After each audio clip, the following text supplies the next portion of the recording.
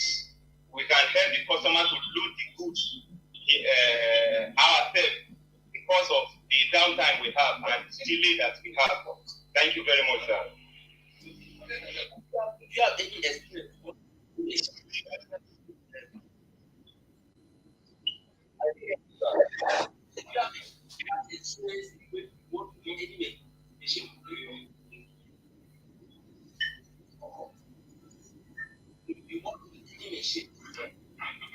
Yes, I work with machines. While I work with food concept here, uh,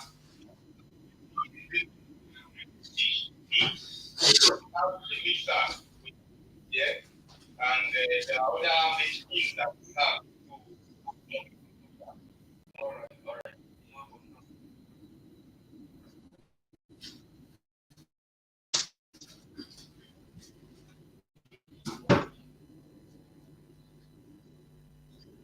Okay, good. Well done, Sunday, for coming for the interview. So one of us will contact you, and you know,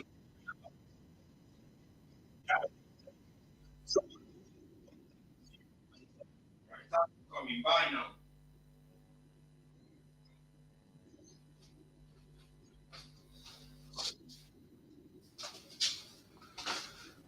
Rubber, rubber.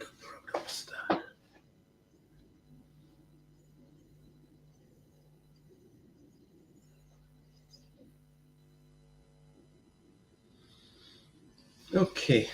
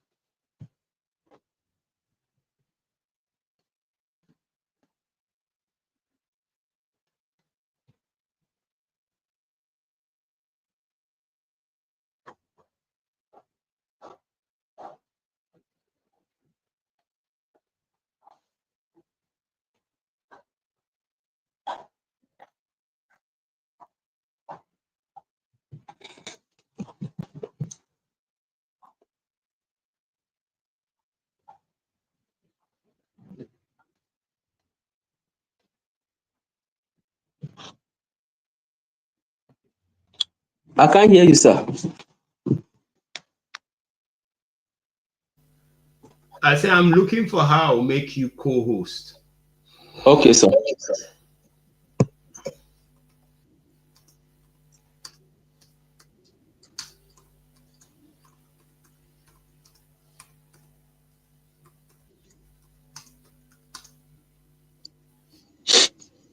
I say I'm looking for how I'll make you co-host. Oh, okay, okay.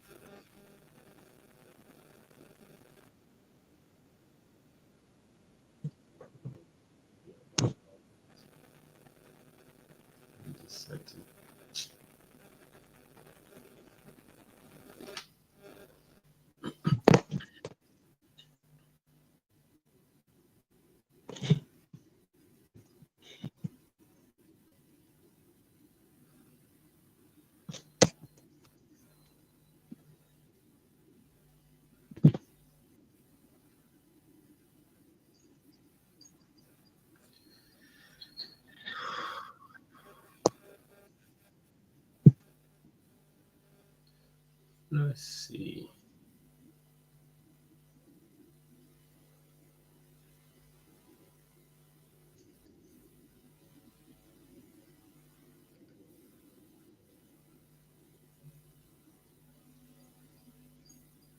I don't think they are allowing me. Anyway,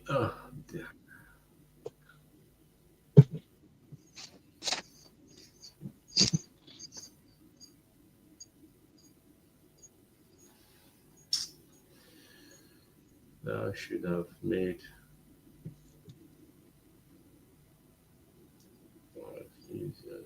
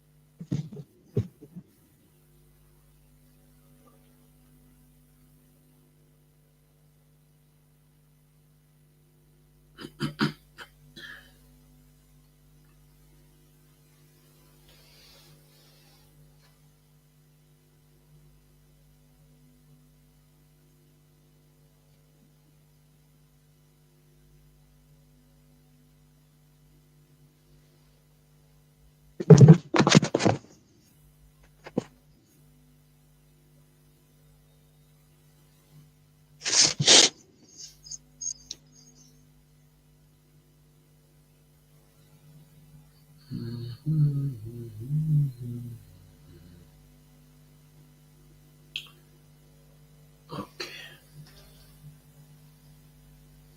Think Sam, are you ready to start? Yes, I'm starting from lecture 6, right? Yes. All right. Once you get to, I think we need to get them to come. So once you get, just tell me next, next, next, next, and then. Okay, okay, sir.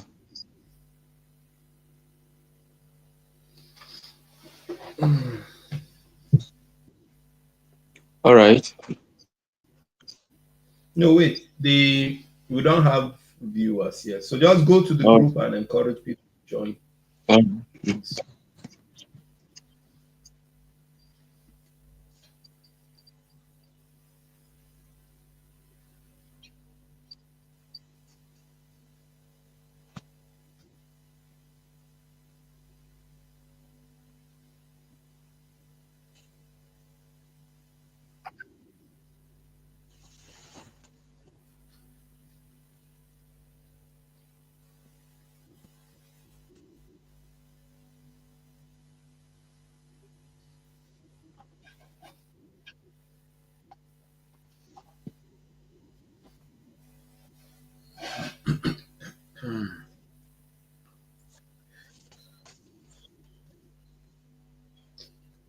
Okay, let's do.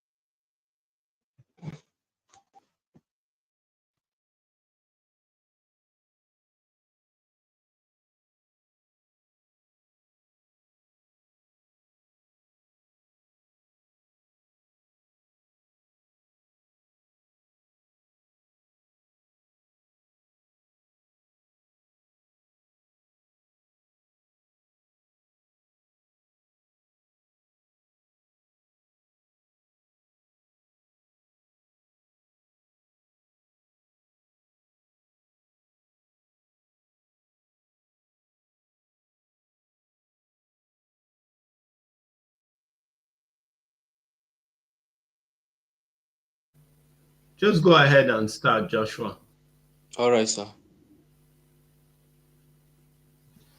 All right. Good morning, everyone.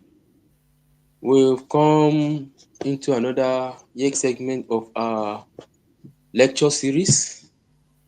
We are currently on lecture 6, and we are going to look at a topic, or we are going to discuss on the topic pond, cage, and aquaponic system. And then under it, we are going to look at pond-based aquaculture, cage-based aquaculture, aquaponics, and the shortcomings of aquaponics. Now we are going to look at the farm-based aquaculture. Now, the farm-based fish farming systems are characterized by depression in a piece of land filled with water that and contain the culture species under various level of management intensity. Now, the farm-based system can be classified in several ways, including management intensity, salinity, and elevation or temperature. A typical pond farm should be located close to a reliable water source on a soil type that can hold water. In order to reduce pumping costs, the farm should be sited on a gentle slope to allow water to flow into and out of the pond by gravity, and ideally not too far from the farmer's residence.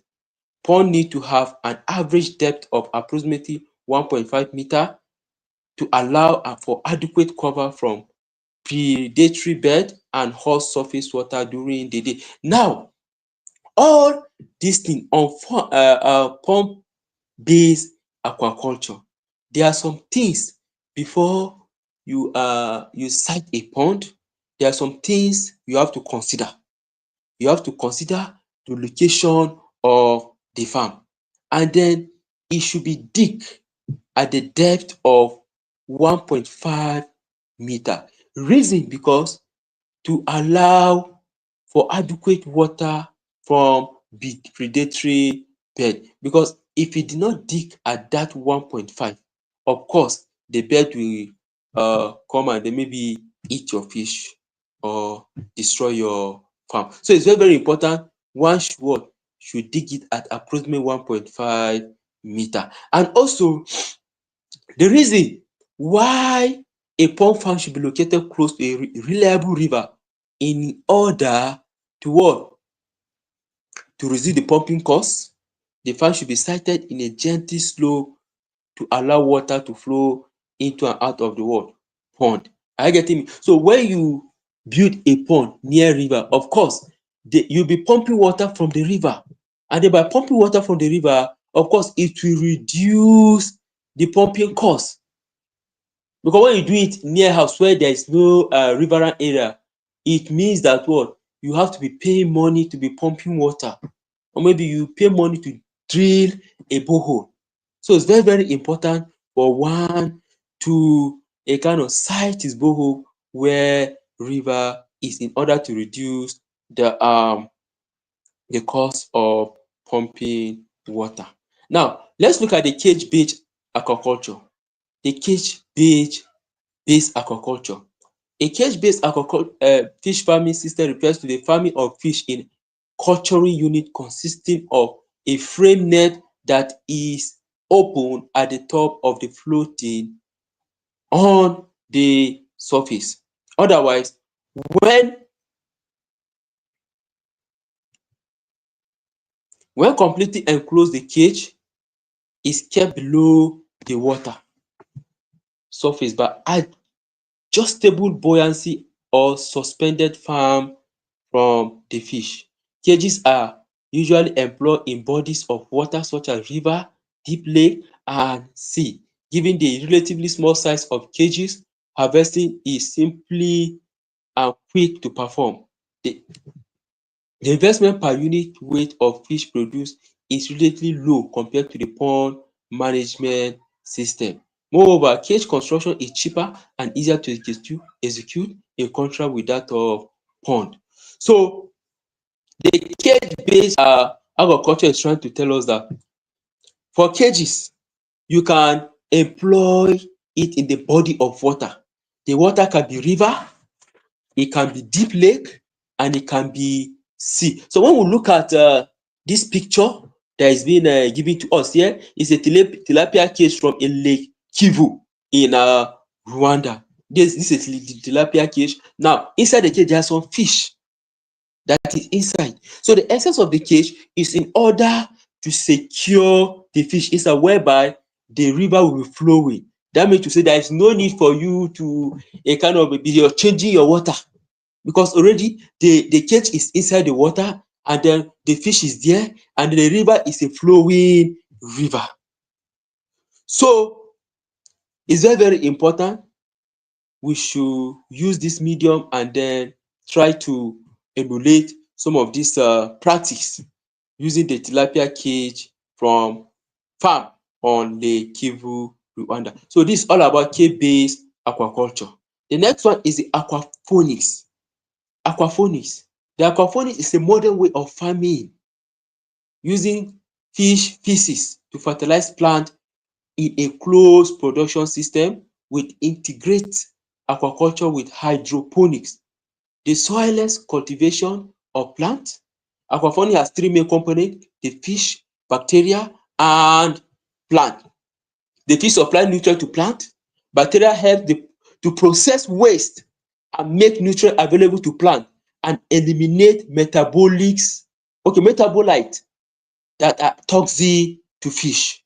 The plant clean the water by taking in dissolved waste, and then at the end of the cycle, the water return to the fish. So these are the process in for aquaponics. So when we look at this diagram, it's a systematic representation of an aquaponic system. And the second one is talking about the example of aquaponics farm with various vegetable. We say the first one, it has three main components. We have the fish, the bacteria, and the plant. So what happened to the fish? First of all, the fish is supplying nutrient to plant.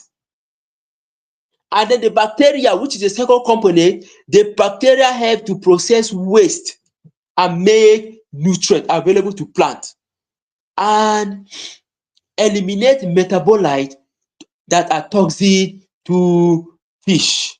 And then the plant clean the water by taking in dissolved waste. So these are the cycle. This is the process of aquaponics. Just like I said, it composes or consists of three main components: the fish, the bacteria, and that of the plant. Okay, so it's a modern way of farming using fish feces to fertilize plant in a closed production system. So all these things, if you want to do your production using aquaponics, of course, these are the process you need to undergo, and which is very, very important. It's very, very modern that everybody is venturing into it because it's time consuming and it save cost. Let's look at uses and benefits of aquaponics. We'll look at the aquaponics. Now let's look at the uses and benefits of aquaponics.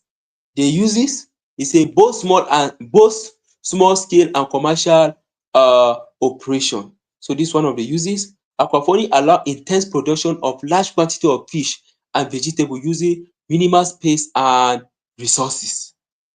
Efficient use of water, space and other resources. Provide a cheap source of fertilizer for hydroponic plant.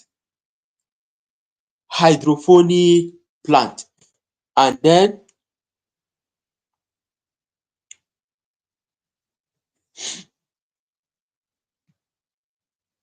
Are you ready for the next slide or something?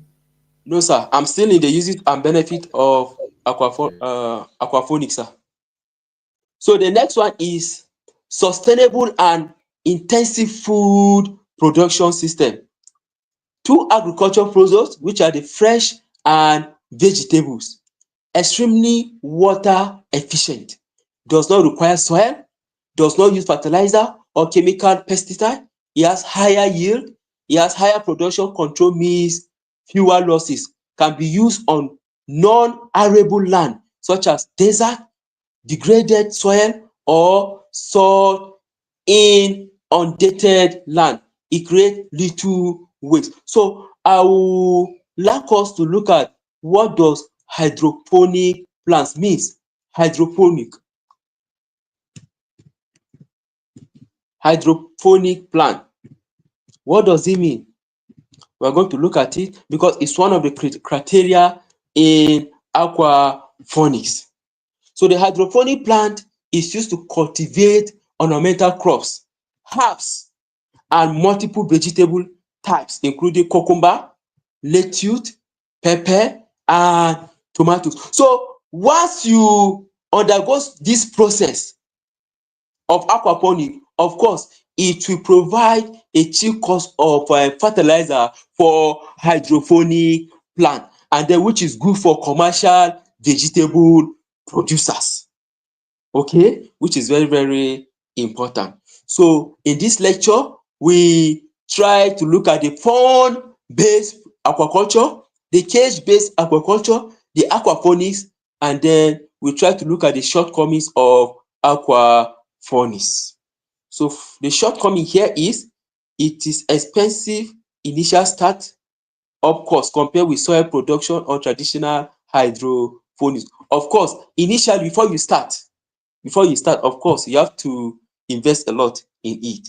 Any business that you want to start, of course, you have to spend money in order for that business to grow. Now, number two, there's a knowledge of fish, plant, and bacteria is required for this type of farming. So if you don't have knowledge of fish, plant, and bacteria, don't even involve yourself in this farm because it's very, very important. You have to have the knowledge of some of those things.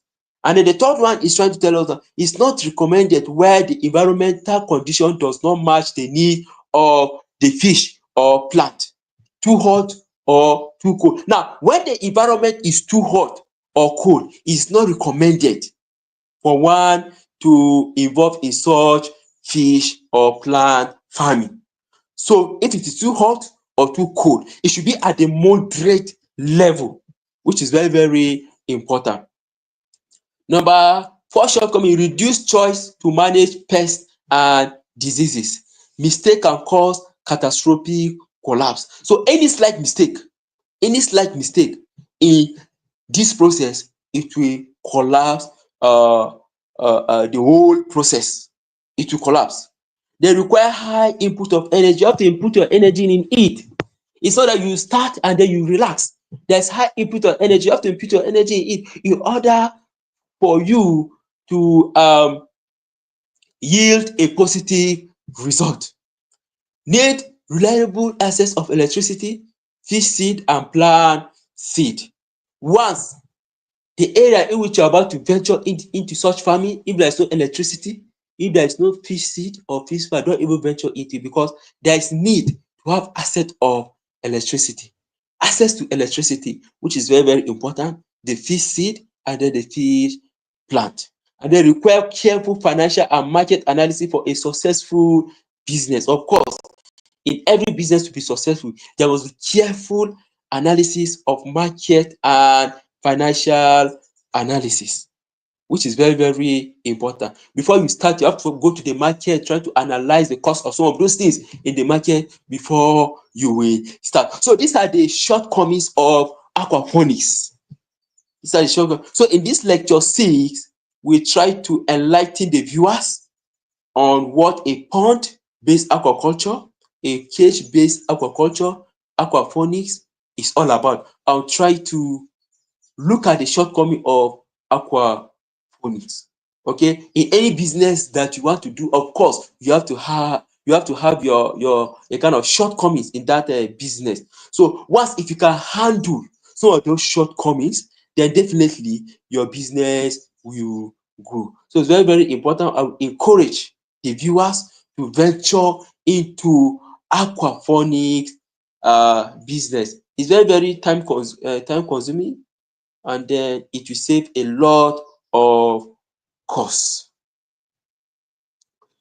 So the next lecture I would like us to look at is lecture 7.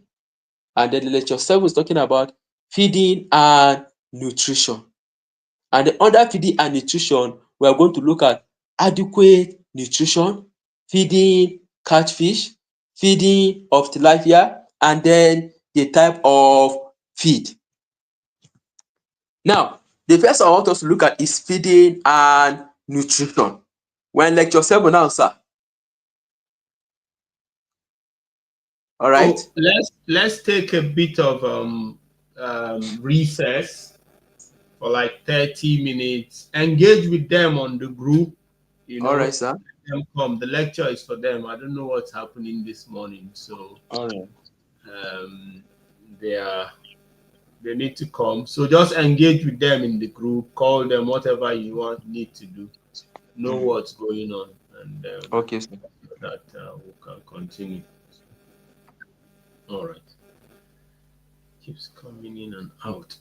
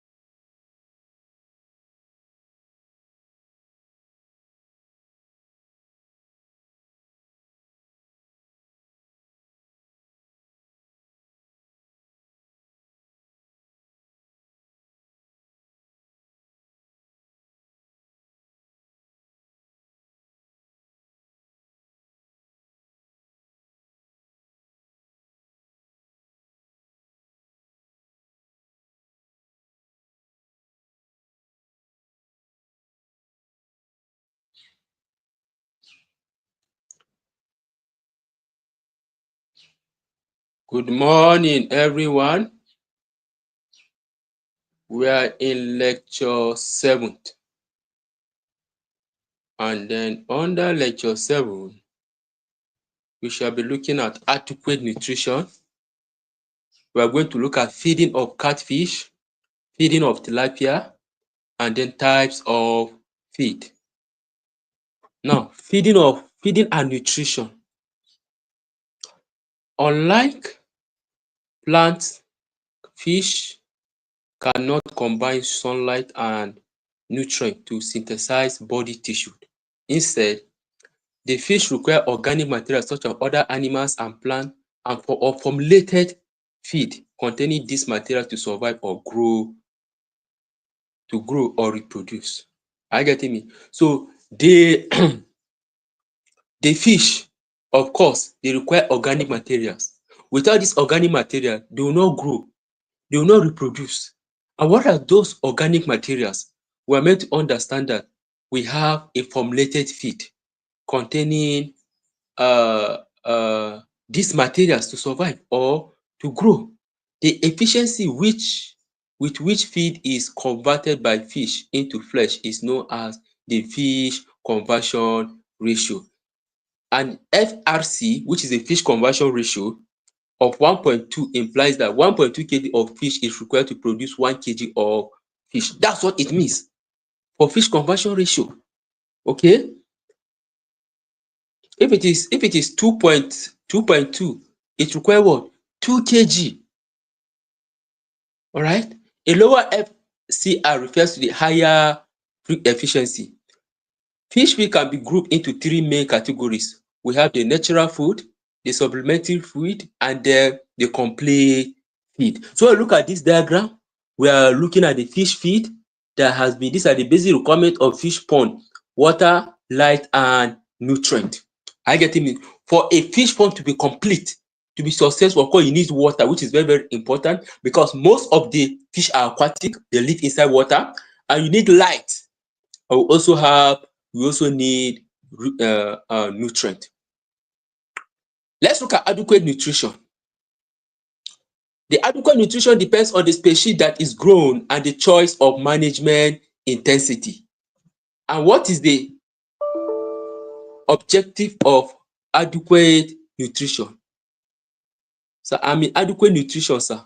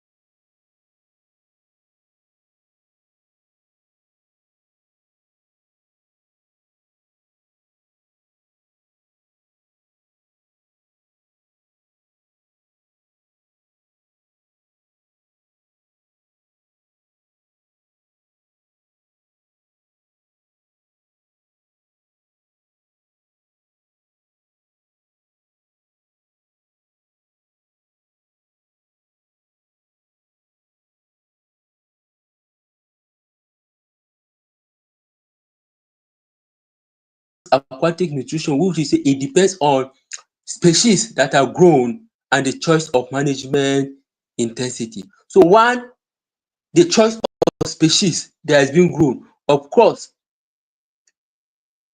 it will be good to have a very good quality feed, and then it will increase the performance of that particular fish. It will improve the nutrition of that particular fish. It will reduce effluent. It will also improve the fish appearance. And all these things, they depend on the what? The adequate nutrition that will be given to that particular fish, which is very, very important. So it's important once we have this adequate nutrition, of course, the performance of that fish, it will increase. The growth rate, it will improve. All right. So it's very, very important we should possess some of these qualities.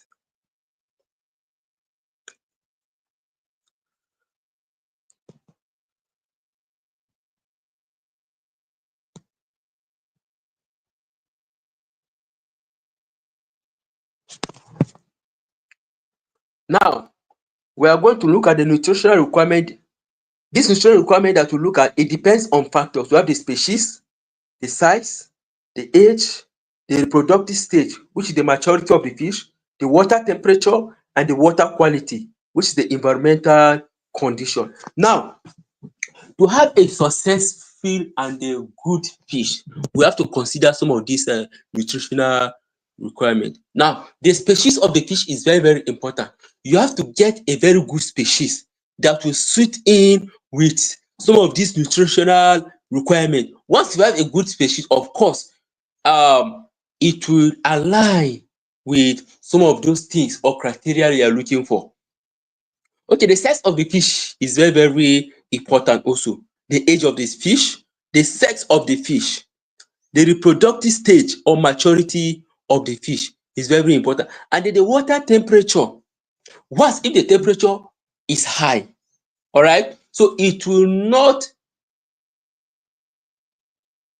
inconvenience the fish or the aquatic animal to live in. Okay, so the water should not be high, the temperature should not be high, it should not be what? Low. You know, fish like cold water. So it's very, very important you should use some of those water, and then so that they will spend their life cycle and then they will live in. And so the water quality, which is the environmental condition, is very, very condition is very, very important. Now, if the fish is being reared under the condition of harsh weather, of course, they will likely to die. They might die because the weather is too harsh for them. But if the weather or the environmental condition is at its minimal stage, okay, of course, the fish will live. They will live. So we have to consider the water quality also. If the water quality is poor, of course, the fish will not live. But if the water quality is being purified, is being taken care of course, the fish will enjoy their stay in the water. So we have to look at some of these nutritional condition, and then we should look at some of the factors, either tilapia or catfish. So let's look at them before we venture into some of these fish farming.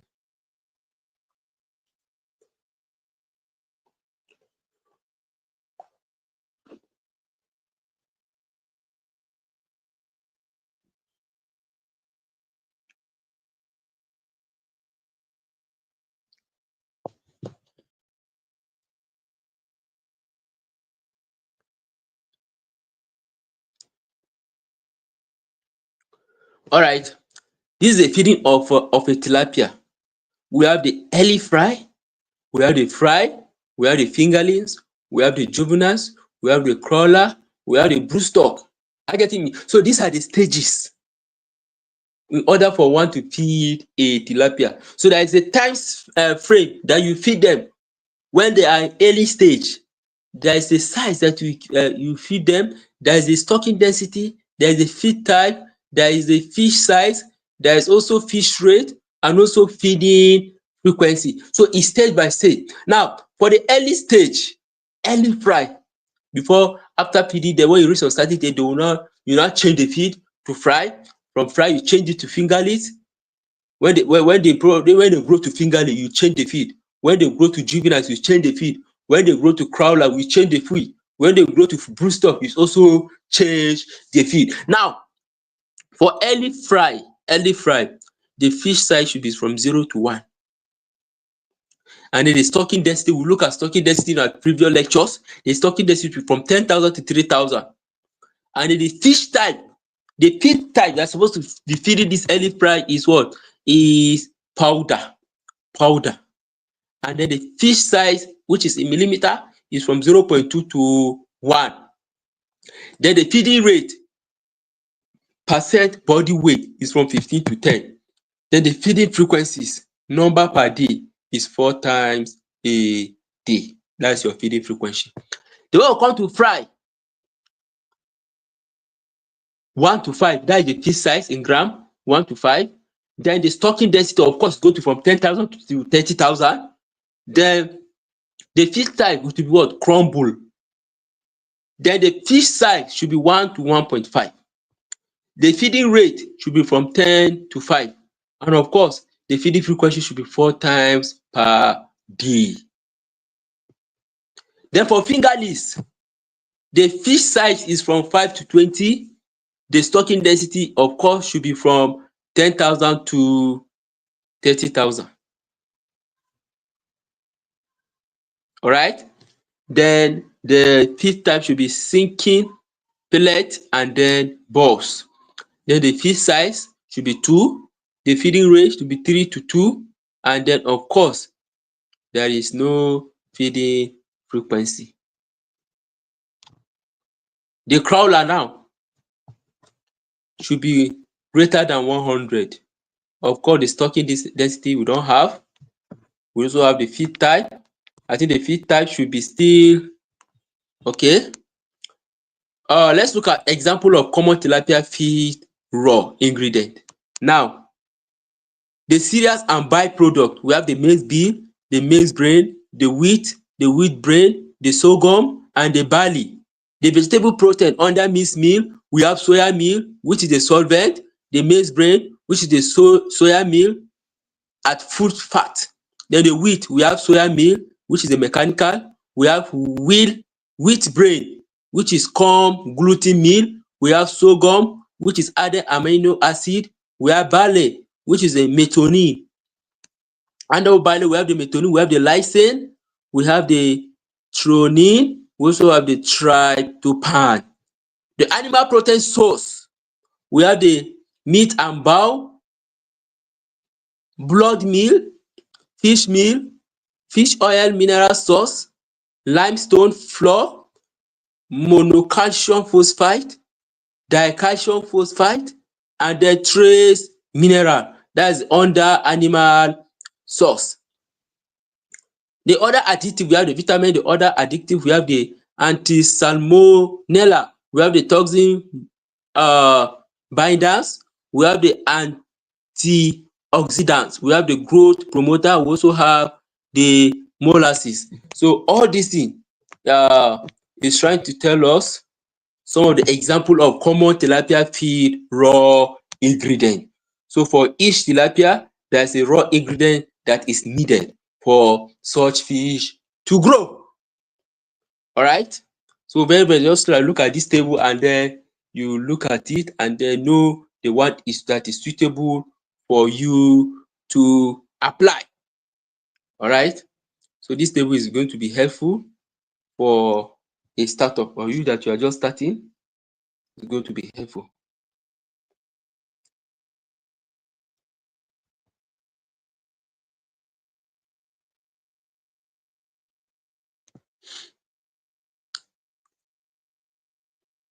So we are going to look at some types of feed. There are many types of feed. What is essential to retain is that a nutritionally completed feed contains of all amino acid, lipid, and carbohydrate, which is energy, vitamins, and minerals to allow fish to grow well in the absence of natural food. Commercially formulated feed are considered supplementary when used in combination with pond fertilizer. In several cases, dry agro-industrial byproducts are mixed together and pelletized with a feed machine. The feed is then dried before being fed to fish. The major nutrients targeted for fish feed are carbohydrate, protein, lipid, vitamin and mineral. Now, for a feed, they must have this major nutrient. So once the nutrient is not there, that means to say it will affect the growth yield of that particular fish. So when you want to apply a certain feed to your fish, of course you have to take note of some of these nutrients, which you have. The nutrient must contain carbohydrate, it must contain protein, it must contain lipid, it must contain vitamins and minerals, okay, which is the essential nutrient for a fish to grow well. So when we look at this, the feed manufacture process, we have the ingredient, we have the grinding, we have the mixing, we have the micronutrients, we have the mix with water and stream. We also have cook with pelletion, we have the drying, we have the cooling, we have the oil sprinkling, we have the packaging. So these are the fish manufacturing process. So e have to undergo some kind of processes for it to become a feed. Okay, so the table is there for you to look at. Maybe if you want to start producing your feed, of course this table will be helpful for you. Okay, so you have to put the necessary ingredient on ground before you look at what and what you're supposed to add, the quantity you're supposed to add. Let it be not that much. But when you are manufacturing your own feed, of course you have to know that it must have carbohydrates, it must have proteins, it must have lipid, it must have vitamins and mineral. Try to know the right nutrient to use at the right feed and at the right quantity. Very, very important.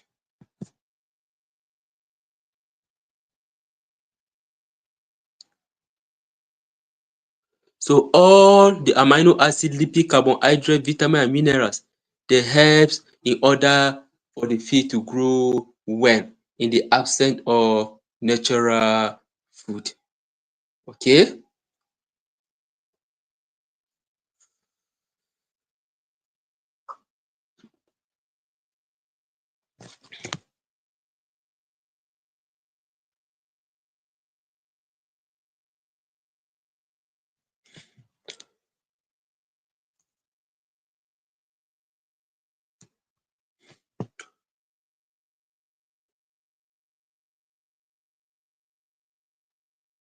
Now let's look at the nutrient requirement of catfish. There are different classes of nutrient that and the degree at which they are needed by fish varies with respect to the type of cultured fish and age and the function of the fish. These nutrients may come from natural aquatic organism or from prepared diet. These classes of nutrients are protein, carbohydrate, mineral and vitamins. So all these things are the what? The classes of nutrients. So these are the nutrients, just like I mentioned, the nutrients that are being required for catfish to grow well. And then this can be used in the absence of natural food. Okay, so in a feed, before you apply a feed for a cat, of course you have to consider some of those nutrients, which is very, very important. The protein must be there. Of course our body also need protein, carbohydrate to be there. According to any food that's been taken in order to build our body metabolism. We also have vitamins, we also have mineral. So these are the 4 classes of nutrient of a feed. Now let's look at the protein requirement. We mentioned carbohydrate, protein, minerals and then the rest of them. Let's look at the protein requirement. This is the most important nutrient in catfish Amino acid are the building block of protein. So the protein itself, it contains some kind of amino acid. It requires proteins can be discussed in two ways. We are going to discuss qualitatively. Stages of fish. We have fry, should be what? Less than 0.5. That's the stage of a fish, which is fry, less than 0.5 gram. Then for the Claras Garifuni, is from 60 to 50 to 60% CP. Then we have the Oreochromis nolithicus, we have 45 to 50% CP. Then for Pindingalis, the stage of the fish should be from 0 to 5 to what? 8 grams. Then for the Claras Garipinis, we have 45 to 50% CP. Then for the Oreochromis nolithicus, we have 35 to 40% CP. So we are trying to look at this table is to discuss at the qualitative stage. We also have the juveniles. Of course, I told you there is a table that I've shown you the stages of a Claras Garipini before it will reach to a broodstock. We have the early fry, we have the fry, before we come to fingerlings, continuously before it will reach to broodstock. For the juveniles, for the stages of fish, we have 8 to 12 grams. Then for the Claras Garipini, we have 38 to 42% CP. Then we have for the Oreochromis nolithicus, we have 30 to 35% CP, which is very, very important. Now for the carbohydrate energy requirement, we have to have a lower requirement for energy. Lipid are better source of energy for fish than protein, but fish prefer to use protein as energy source. Carbohydrate is the cheapest energy source, but fish has no requirement for carbohydrates. Carbohydrates are included in feed or as protein sparing energy sources, bulking energy, and or binders. Generally, fish resemble diabetic animals in their utilization of dietary carbohydrate, and this generally means that the level of dietary carbohydrate in fish feed should be restricted. Okay, so this lipid in a fish is trying to is a better source of energy than protein.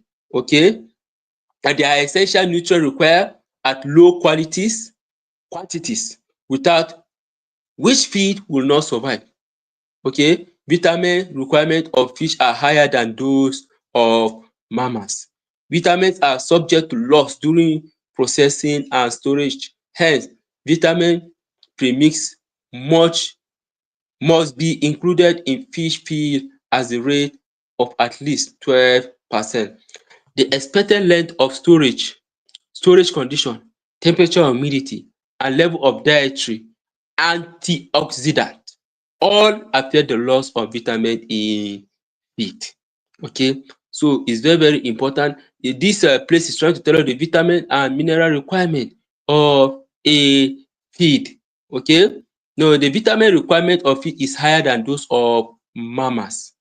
Okay, and then the vitamin are subject to loss during processes and storage. Hence, vitamin premix must be included in fish feed at the rate of at least 2 centimeters. So what does that mean? When you are processing, okay, you are processing your feed, of course, the vitamins here, they are subject to loss.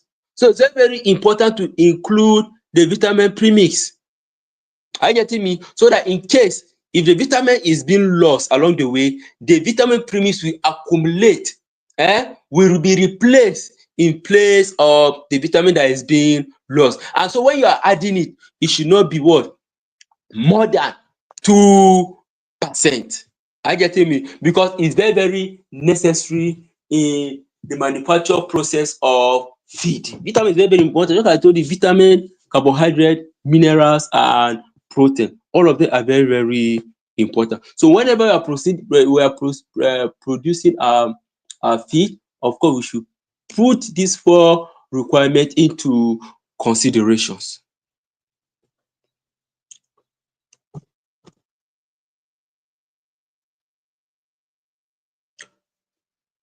Okay, let's look at types of food. Catfish can be classified into natural food, and this can be found naturally in the pond. Their abundance greatly depends on water quality. Liming and fertilization, in particular organic fertilization, can help you to provide a good supply of natural food, pond cultured feed. Examples are planktons, worm, insect, snail, aquatic plant and fish. Now, the natural food, they are found naturally in the pond. Are you getting me? It's not a man-made food, it's not artificial that you go and pour it in the pond. Already they are there. And then the fish use the opportunity or the medium to feed using the natural food. Of course,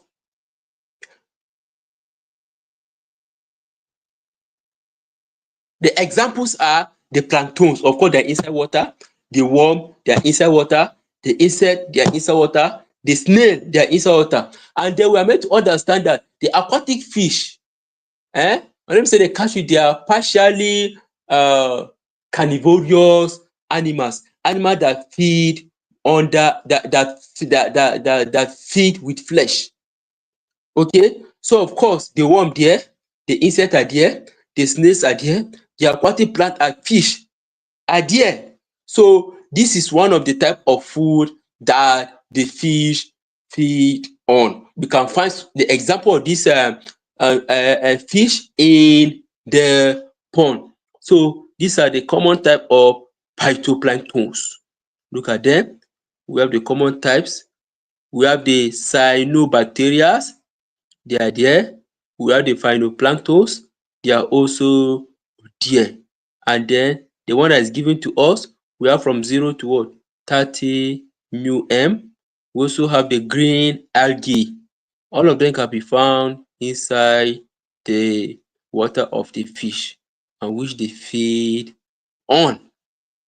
So these are the common example of the natural food of a fish that can be found inside the pond or inside water.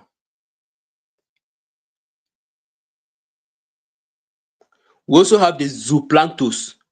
We also have the insect larva and poo.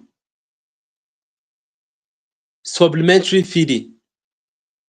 This is the use of locally available cheap material as feed in addition to natural food so that they can support natural food to ensure good growth of a fish. Supplementary feeding is also necessary when it is intended to raise more fish in the pond so as to produce a higher crop and still have a good growth. Supplementary feed are usually presented to fish either dry, about 30% moisture, or moist, 30 to 50%.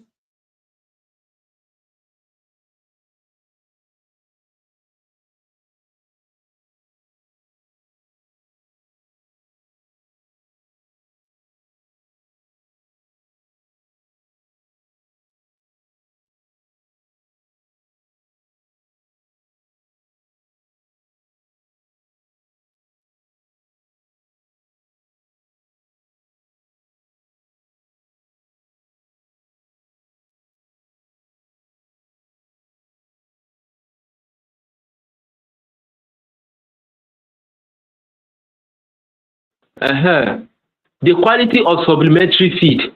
We look at the natural food, we look at the supplementary feed, we are going to look at the quality of supplementary feed. Most good nutritional values with high protein and carbohydrate content and low fiber content must be well accepted by the culture fish, must be cheap for a given food quality, and good quality, the lower the cost, the better. Must be available for most of the fish growing season. Must be minimal additionally cost for transport, handling and processing, easy to handle and store. So these are the quality of supplementary feed. They must have a good nutritional value. They must be well accepted by what? Cultured feed. They must be cheap. They must be available for most of the fish growing season. Okay, they must have minimal additional cost for transportation, and they can be easy to be what, to be stored and to be handled. So these are the qualities of supplementary. So one, if the supplementary feed possess some of these qualities, then you are good to go. Then we should look at these qualities and then try to put them into consideration. The materials used as supplementary feed, of course, there are materials that can be used. Are you getting me? It's not that we will go and bring anyhow material and then try to combine them and bring out our own supplementary feed. There are some materials. The materials include terrestrial plant, aquatic plant, small intestine animal, rice, wheat, oil cake after extraction of oil from seed, sugarcane, coffee palms, cotton seed, brewery waste and yeast, kitchen waste, slaughterhouse waste, then the silkworm pupae. And then under the terrestrial plants, we have the grass, legumes, leaves and seed of leguminous shrubs and trees, fruit, vegetable.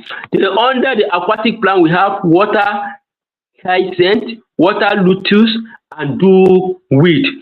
Under the small terrestrial animal, we have the earthworms, the termite, the snail, the aquatic animals, the worm, the tadpoles, the frogs, and the trash fish. The under rice, we have the broken, polishy, and the rest of them. All of them are under material used as supplementary feed. We also have the sugarcane, we have the molasses, the filter press cake, and the bagasse. And the slaughterhouse waste, we have the offals, blood, rumen, and the rumen content. Then the silkworm pupae, we have the manure, the chicken doping, and the pig manure. So all this is a material. Once you're able to gather the material in one place, of course, one can be able to perform or generate its own supplementary feed, which is very, very important.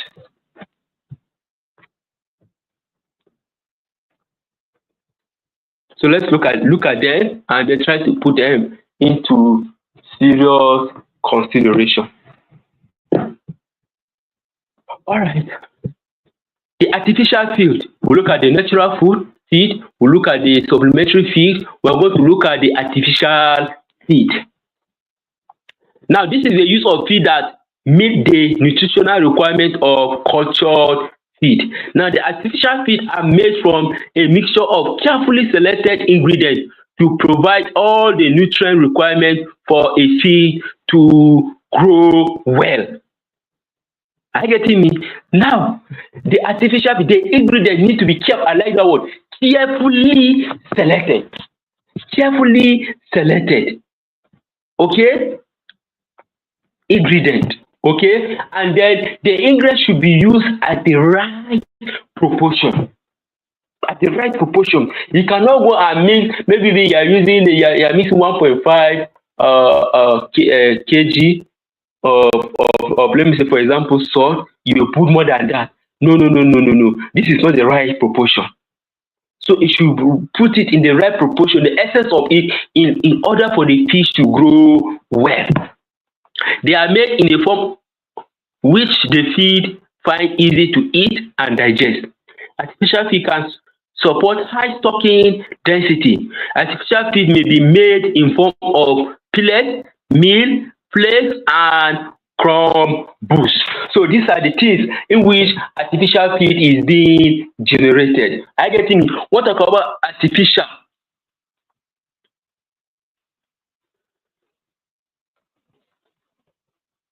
Okay, they are the man-made fish, artificial feed, they are the man-made feed.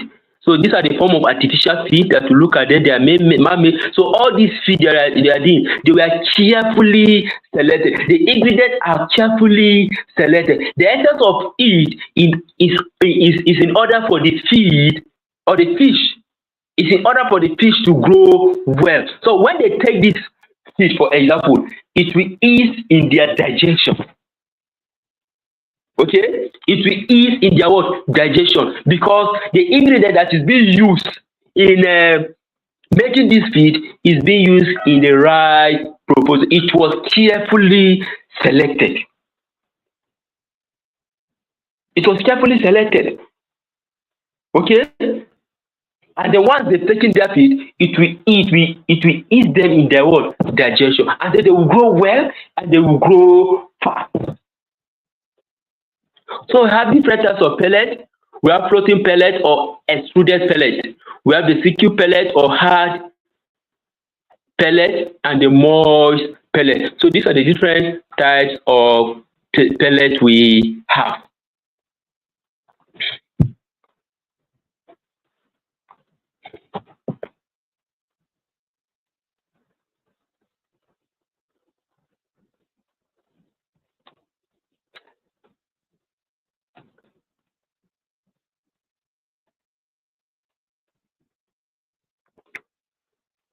So I want to look at a comprehensive advantage of sinking and floating pellet. Advantages. It has advantages. Let's look at the floating and what? Sinking pellet. Now for the floating pellet, it enables farmers to watch feeding fish at the pond surface and evaluate their health status and sizes. Note, not lost in the bottom mode, hence there is little or water disintegration or leaching. Thus, it helps to maintain water quality, more expensive than sinking feed. So for the sinking pellets are mostly fed to bottom dwelling fish species. Okay. Now for the floating pellet is help in the evaluation of fish in order to determine their health status and sizes. Okay, so these are the two advantages of sinking and floating pellet.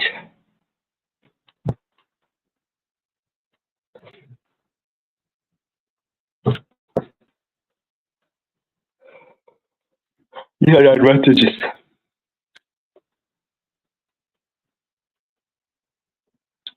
Now let's look at the correct feeding practice. A feeding program is successful when the required amount of nutritionally adequate feed is consumed.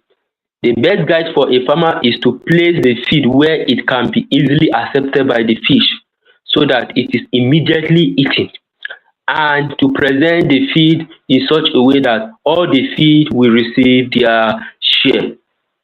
Feeding at a designated feeding point facilitates the observation of the health status of fish and make it possible to determine whether or not fish accept the feed.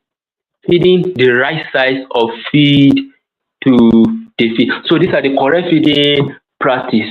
Okay, a feeding program is successful when a required amount of nutrition required feed is what? Consumed.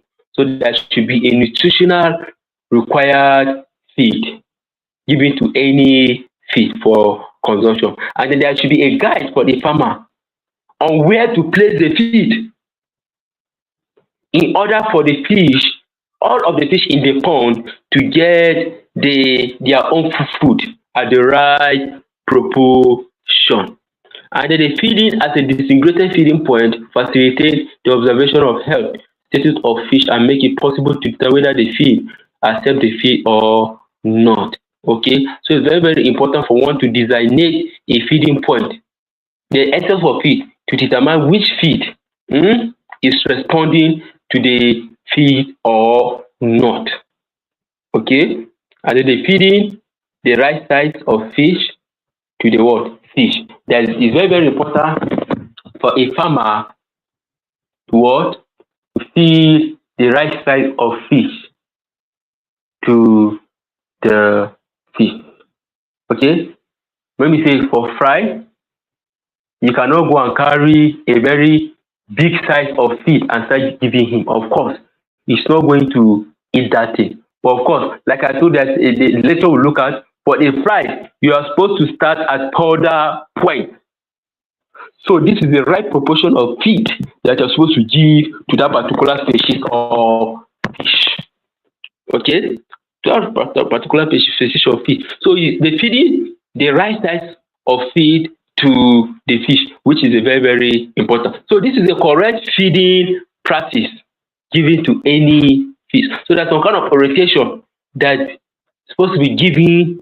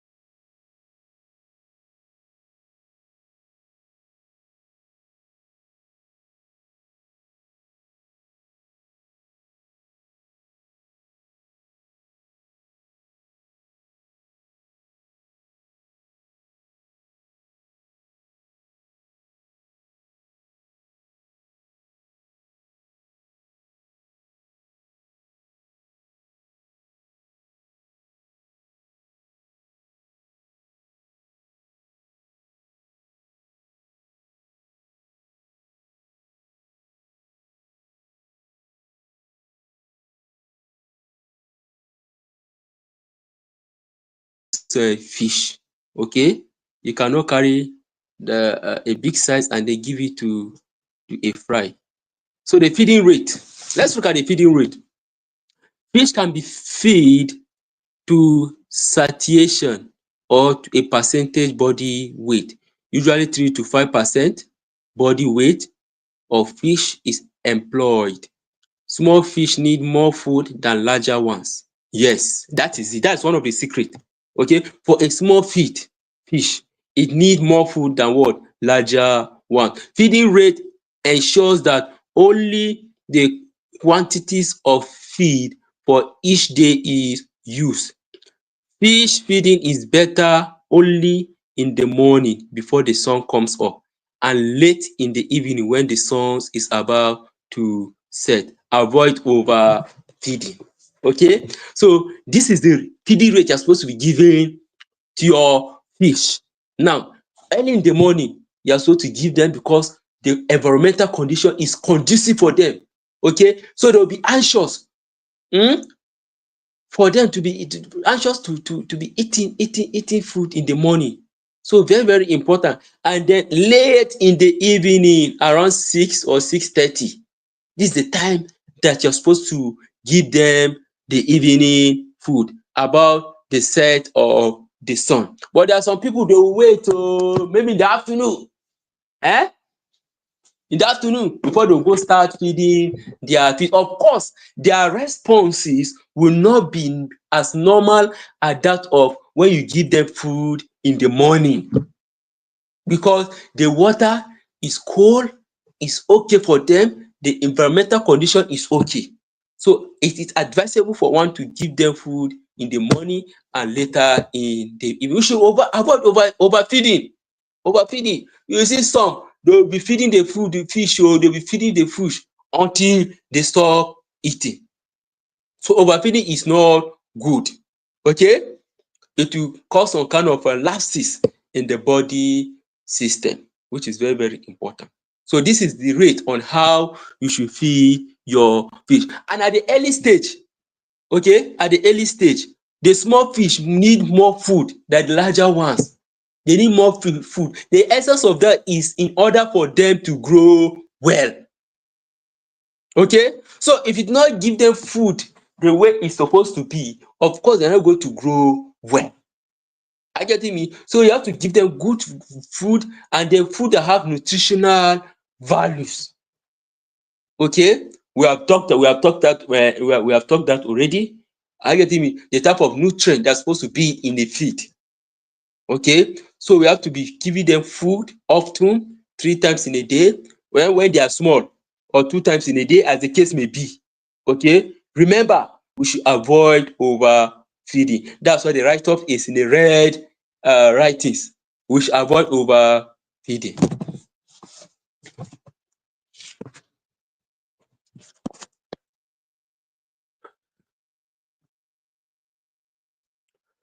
Result of overfeeding: when we overfeed our feed, what will happen? There will be feed wastage, deterioration of water quality. It will reduce your profit margin. It will result in poor growth. It will affect production cycle, and then it will be high FCI. Are you getting me? So these are the result. Okay, the deterioration in water quality, of course, the water quality, it will deteriorate completely. Okay, it will deteriorate because some of the feed in which you are feeding the fish, because they are okay, they will not accumulate or accommodate the fish or accommodate the feed that you are feeding them. Of course, the feed will be what? Will be wasted on the water. And of course, by wasting the feed, after melting, it will deteriorate the quality of the water. And then that's why a pollution of the water will come to play a role there. Okay, and then by there, you see the fish will start dying, which is not right.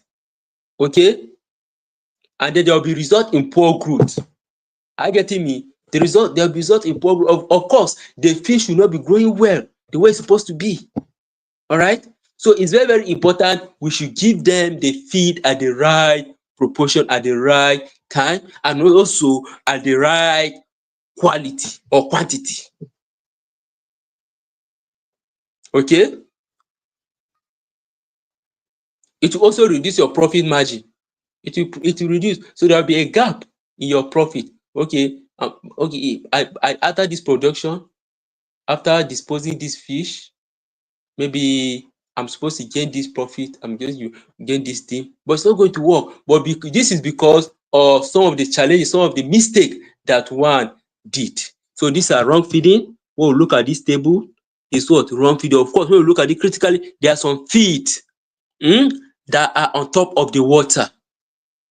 Okay, what makes this feed to be on top of the water? Because maybe probably the person in question has fed the fish, and then they are okay, and they still want to be continue feeding them. That's why they are no longer responding to the feed, and of course it will cause deterioration of the water. By causing that, it will affect the fish inside the water, and the water will be inconvenient for the fish to stay in. Now I want to look at the factors affecting fish feeding. Fish do not need feed at the same time intensity every day. The amount of feed that they take in every day depends on water quality on that day, the temperature, low dissolved oxygen, too high of low pH, high ammonia, rains, and the disease outbreak, etc. There are other factors. Now, the amount of fish they take each day depends on water quality of that day. Now, you have to look at your water quality, which is very important. If the water quality is not conducive for the fish, of course, when you start feeding them, they will not respond to that fish. Maybe the water has spent like 4 to 5 days without you changing it. What do you think will happen? Even as normal human being, if you spend 4 to 5 days without bathing, what will happen to your body? Okay, you within yourself, you not feel okay. All right, so you need to take that bath. Very, very important. Okay, so the water quality play a significant role. All right, adjusting feeding ratio. When not to feed fish, when the feeding response is poor, you are not supposed to feed them. Are you getting me? They are not feeding unwell. When fish are sick, they go off feed.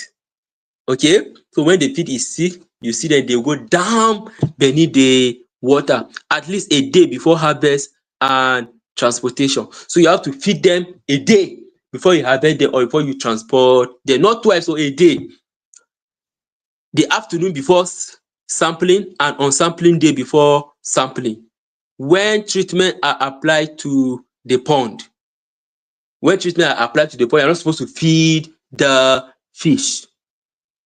when water temperature is low on rainy day. So when on rainy day, when the temperature is low, you are not advised to feed the fish.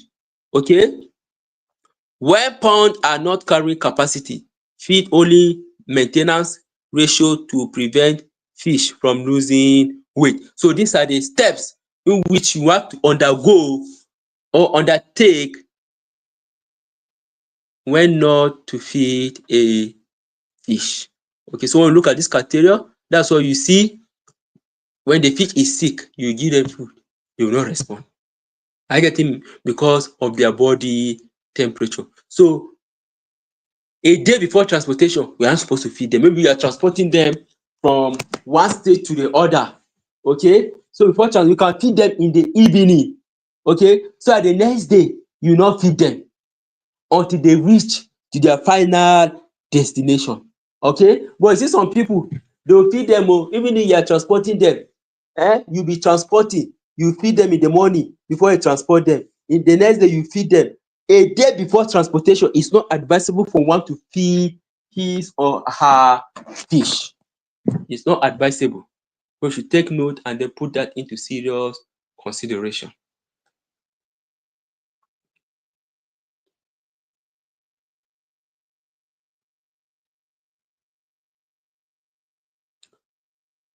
Okay, the feed conversion ratio. The feed conversion ratio is the amount of food required to produce a unit of fish. It is an indicator of the performance of a fish feed, performance of the person feeding the fish and the fish health, cost effectiveness of using a particular feed.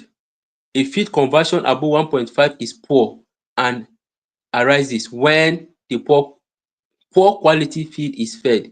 The feed size or nutritional quality given is not suitable for the age of fish being grown. For example, the pellet may either be too big or too small, contain natural nutrients in the wrong proportion, etc. So this is the feed conversion ratio. Is the amount of feed required to produce a unit fish. Alright, and then it depends on the performance of a fish, and then the performance of person feeding the fish and the fish health. And then we are meant to understand that for a conversion of feed above 1.5 is poor. Are you getting me? When 1.5 is poor, and it only arises when there is a poor quality of feed is fed. Okay, and then if the feed, that means the size or nutrient quality is not suitable for the age of the fish is what? Is age of fish being grown. So when it is 1.5, FCR is very, very poor. And there are some condition that is being attached to it when it is 1.5. The culture condition are stress to the fish. Fish are overfed, survival rate of or at harvest are low. Low survival rate may arise as a result of stocking small sizes, poor handling as stocking, predation, etc. Feeding or for growth when the pond is at its carrying capacity. Mathematically, FCR can be expressed as feed consumption divided by weight gain. Feed consumption kg divided by weight gain in what? Kilogram. Okay, so that is the mathematical expression of feed conversion ratio. Is equals to what? The feed consumption over what? The weight gain. So when you do the division, whatever the answer you get is your what? Is your feed conversion ratio. And remember, it should not be what? Less than 1.5. So if it is less than 1.5, of course, it's at a very, very high risk. Okay, so this is the formula you need to look at when calculating FCR. So we are going to look at the factors affecting the FCR, the feed, the person feeding management, the fish, and the water quality. All four factors must perform optimally to get an optimum FCR. A lapse in any one of the four factors result in higher FCR. Okay, so all these factors must be considered, must be put into place to get an optimal FCR. Okay, that means to say there should be no any mistake whenever you want to use all of these factors. Okay, so you have to use the feed, the best feeding management, the fish, and the water qualities. Okay, so they say any lapses, any of the four, it will result to higher FCR. The feed have to be put into consideration, the person feeding the feed management, the fish itself, and the water quality. Also look at the water quality, which is essential in the fish. The fish itself, you have to also look at the fish, and also look at the feed, and then the person that is involved.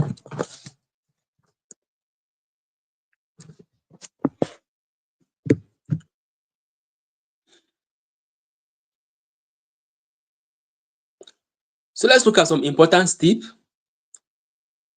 Keep the storage area as dry, as cool as possible. Once the storage area should be what? Should be dry, it should be what? Cool. Wherever you want to store your fish, it should be dry and what? Cool. Okay? Don't go and look for somewhere that is very, very wet.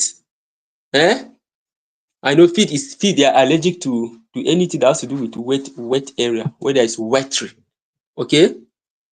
Provide a good roof to protect against rainstorm and sunlight. Protect the floor from floating or rising moisture. A raised concrete floor or a wooden platform are best. Provide good ventilation through the building. It's the best to have its length facing prevailing wind and cut openings in this wall.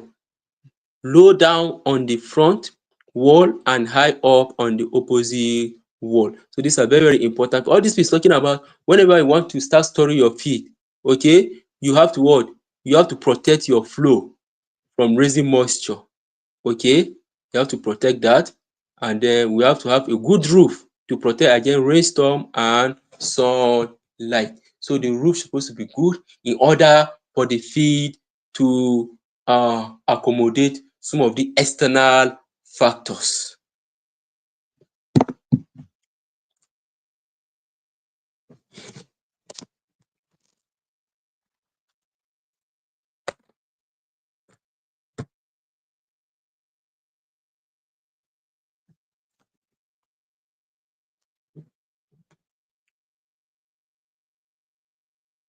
The next one, you have to close all openings with small metal netting to prevent the entry of rodents and birds.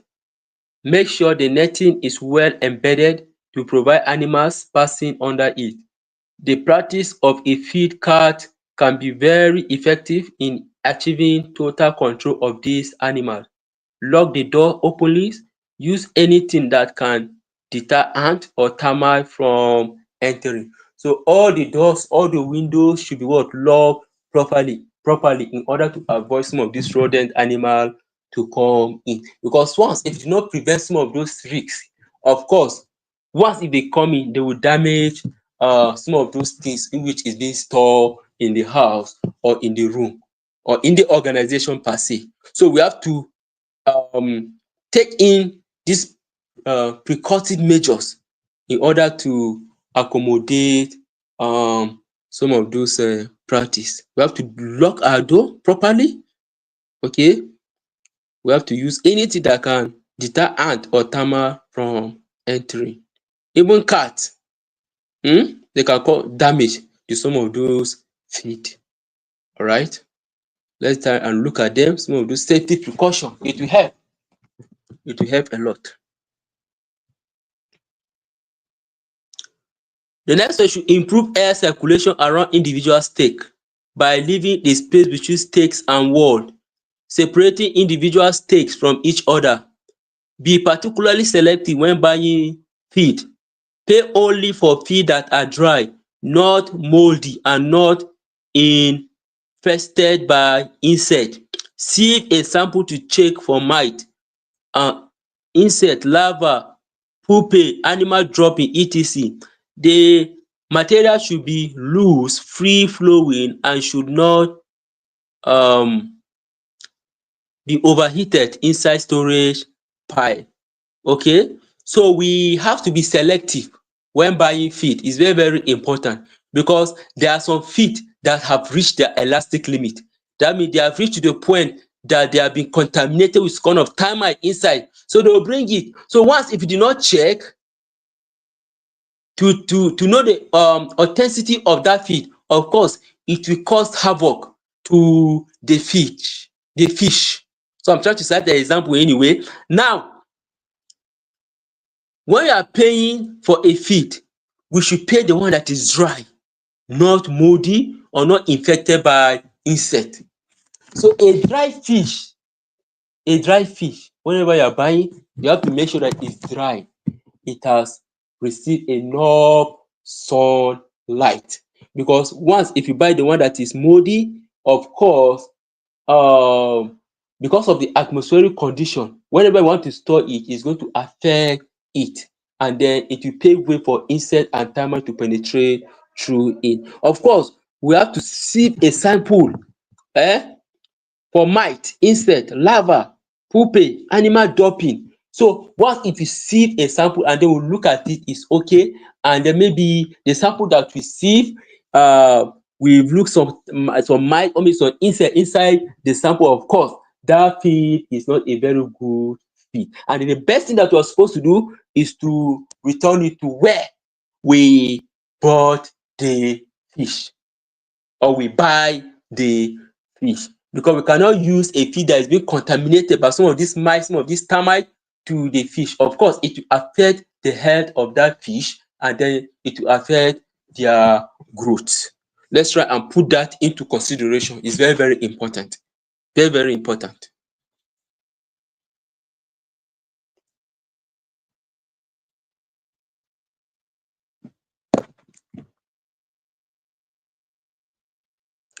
All right. I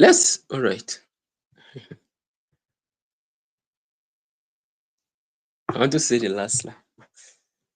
Okay, thank you for listening. Thank you for listening, for creating your time. At least this video, this lecture will help us a lot. It will help you a lot if you read them.